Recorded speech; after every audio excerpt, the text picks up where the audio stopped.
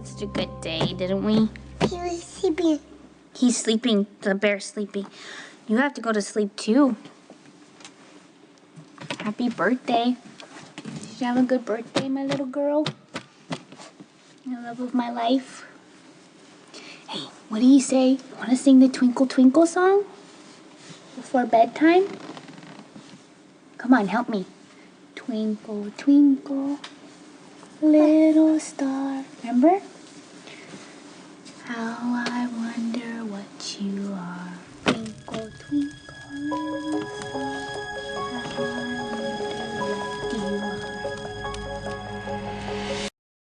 Birthdays are very special days. So, I'm going to tell you a bedtime story. Yeah. Okay.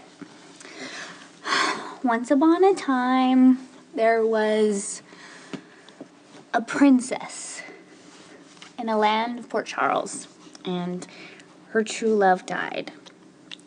And because of that, her heart froze right in her chest.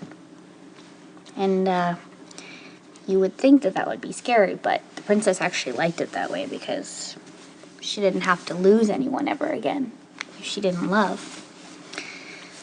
And then one day, she met a handsome prince, but she didn't know he was a prince at first because he was arrogant and entitled. But this prince, well, he happened to be very good at dragon slaying and saving lives. So eventually, this prince, without the princess knowing, had thawed her heart. And she began to love again. And the princess, well, she put up a mighty battle for her heart. But in the end, the prince won. And they got married. And they had a beautiful little girl. Now, you would think this is the part where they live happily ever after. But like in every fairy tale, there is a wicked witch lurking. And this witch, well, she put a spell over the prince. And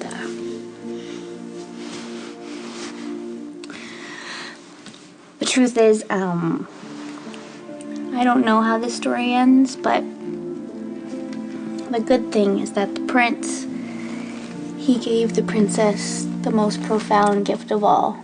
And that was you. You, my darling daughter.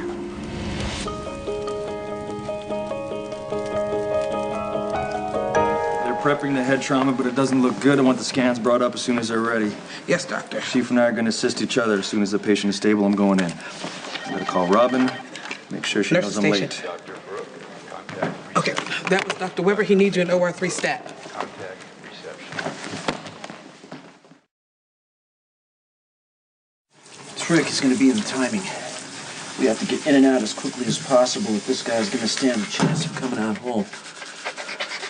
Good news is, the injuries are pretty straightforward. I agree, efficiency works. And I haven't given up the idea of kissing my daughter goodnight on her birthday.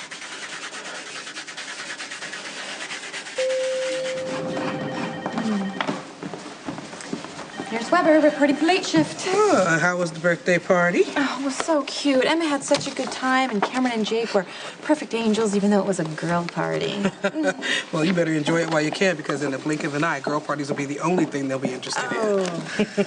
Hey, I'm just about out of here, but I need to take a look at that Olsen chart before I go. I have one right here. When I was walking up, I heard you talking about Emma's birthday party. How was it? It was fine. Nurse Romeo. It's too bad that Patrick couldn't be there. Nurse Diane Romeo. What? Cardiologist. Well, call me paranoid, but for some strange reason, I don't think you're all that broken up about it. Okay, I know I'm gonna be sorry that I asked, but what do you mean by that? Look, you probably take it as a sign, right? As in Patrick didn't go to his daughter's birthday party means he's trying to distance himself from his family? Well, you couldn't be more wrong. Patrick loves Robin more than ever. This isn't your first splenectomy. Nice work, Chief. Surprised? Desk jockey that I am? Frankly, yes. Worst one I ever got? On a roadside in the middle of the night on I-77. Rogue surgery. Lucky you didn't lose your license. At the time, I didn't have one to lose. Wow, ballsy. You're not the only surgeon in this hospital who's had to fight his way out from under his father's shadow. The only reason Patrick didn't go to Emma's party was to make things easier for Robin, so she could actually enjoy their daughter's second birthday without the strain she feels when he's around. How thoughtful. Robin's a lucky lady. Okay, look, I really feel the need to make my position clear so we don't have a misunderstanding. By all means, you have my undivided attention. I'm no saint, so I'm not going to presume to judge your affair with a married man, but what I am, irrevocably, is Robin's friend. Okay, got it? And I know exactly what you're doing to her. Okay, can I be honest? This is getting really tiresome. You're undermining her. And very efficiently. You parade your professionalism around here and being all the victim, just knowing that your very presence pushes her buttons. Really, Elizabeth? So now I'm responsible for Robin's inability to control her temper. What you're doing is despicable. The one consolation? Karma's a bitch. And she will catch up.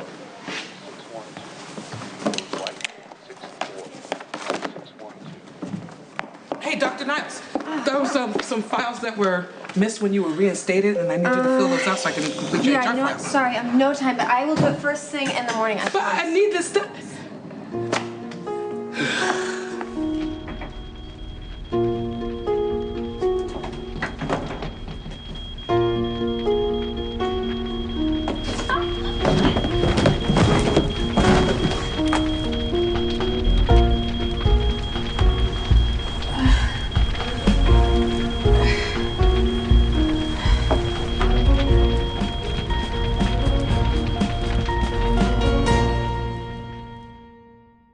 So did you ever consider anything other than becoming a doctor? It's a pretty good race car driver growing up, but nothing serious. And I'll bet my whole paycheck that had something to do with A, proving that you were a better surgeon than the brilliant Noah Drake, and B, proving you weren't the same burnout. That pretty much sums it up, yeah. I didn't choose medicine. Not actively, anyway. It was just assumed. My grandfather, my dad, both doctors, one a chief of staff as well. I was the get-along kid, so I followed the program. Perfect grades in med school. I was offered any number of choice internships. And then something kicked in, and I rebelled. Took off into the great unknown. Worked odd jobs, wound up playing guitar in a country band that gigged pretty steadily in the West. Kind of sounds like you joined the circus. Good times. Anyway, that was my long-winded way of telling you how I ended up on the roadside that night. En route to some job or other, middle of nowhere. Came up on this car accident. It was bad. The driver was dying, and it hit me with crystal clarity. I could get in my car, keep going, call for help, or take definitive action and become the doctor I was meant to be.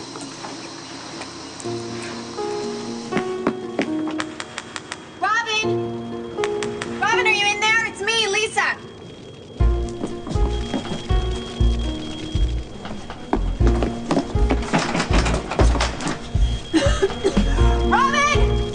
Robin, are you in here?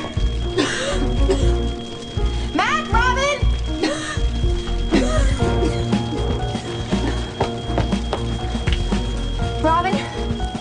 Robin, can you hear me? Robin, sweetie? Robin? We're making good time. Probably close up in about 40 minutes. I might just make it over to Max to kiss my daughter goodnight.